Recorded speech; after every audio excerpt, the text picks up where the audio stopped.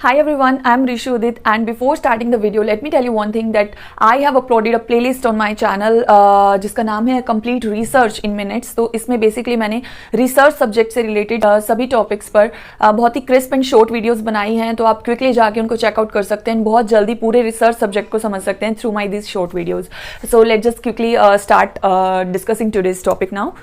So in today's video we will talk about data mining. Data mining क्या होता है? ये एक सिंपल प्रैक्टिस होती है जो यूजुअली लार्ज कॉरपोरेशंस में की जाती है।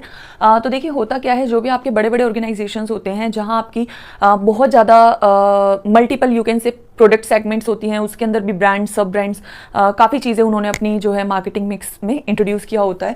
तो वहाँ पर उनको क्या करना पड़ता है, दे यूज़ पावरफुल कंप्यूटर्स, ठीक है, टू डिग थ्रू। तो ये आपका एक तरह से डेटाबेस वो एक बारी बना लेते हैं, अपने सभी सेल्स, प्रॉफिट्स, जो भी उनका डेटा है उसे उन्होंने डेटाबेस में सेव कर लिया। अब डेटा माइनिंग क्या होता है, वो करते क्या है, so out of that database they dig through and analyse volumes of data. उस पूरे डेटा को एनालाइज करेंगे और उससे कुछ पैटर्न्स निकाल करके लाएंगे about an organisations, customers, products and activities, ठीक है। तो अगर मैं इसके एग्जांपल्स की बात करूं तो जैसे कि फर्स्ट मैं बात करती हूँ सीक्वेंसिंग ऑफ सेल्स की। सपोज अब कोई कंपनी है, जैसे डव की अगर हम बात करें तो वो शैम्पू भी बना रहा है और कंडीशनर भी बना रहा है। सिंपली सिर्फ एक हेयर सेगमेंट की बात करें, इसके अलावा सोप एंड क्रीम एंड पता नहीं क्या क्या उनके हैं, शावर जेल, सब कुछ अलग उनके प्रोडक्ट कैटेगरीज रहेंगी। तो सिर्फ अगर मैं शैम्पू और कंडीशनर की बात करूँ तो अगर मैं उस डेटाबेस से उनका जो सेल्स का डेटाबेस है उससे कुछ पैटर्न्स फाइंड आउट करने की कोशिश करूँ, तो सपोज मुझे पता चलता है कि जो कस्टमर्स उसके शैम्पू को परचेज कर रहे हैं उसमें से 65 to 70% कस्टमर्स ऐसे भी हैं जो आज नहीं तो कल, मतलब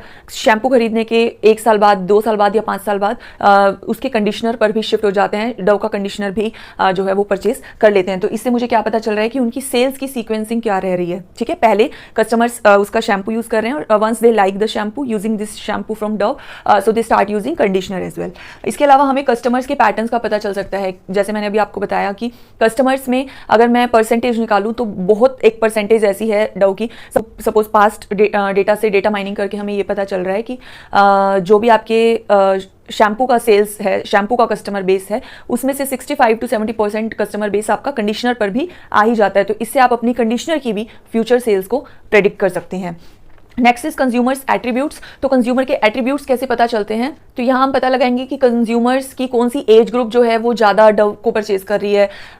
इसके अलावा जोग्राफिकल लोकेशंस कौन सी ऐसी हैं जहाँ से डव को ज़्यादा खरीदा जा रहा है। कुछ लोकेशंस ऐसी हैं जहाँ का जो पानी है वो डव के साथ सूट नहीं कर रहा है लोगों को, तो वहाँ पे डव की सेल्स जो है वो कम है। तो इस तरह की जो चीज़ें हैं, कंज्यूमर की डेमोग्राफी इन्फॉर्मेशन, जोग्राफिकल इन्फॉर्मेशन, इन सबको हम सेल्स के साथ जब कनेक्ट करके उस तरह का डेटा, बेसिकली हम किसी भी तरह का डेटा या पैटर्न्स जो है वो वहाँ से स्टैटिस्टिक्स अप्लाई करके निकाल सकते हैं। तो ये आपका पूरा प्रोसीजर क्या कहलाता है, डेटा माइनिंग का procedure. So that's all for today. And video अगर आपको इन्फॉर्मेटिव लगा है तो please like, share and subscribe. और ऐसे ही अगर रिसर्च से रिलेटेड कोई भी और टॉपिक है आपके माइंड में तो please let me know in the comments and I will quickly make a video on that. So thank you for watching and see you in the next video.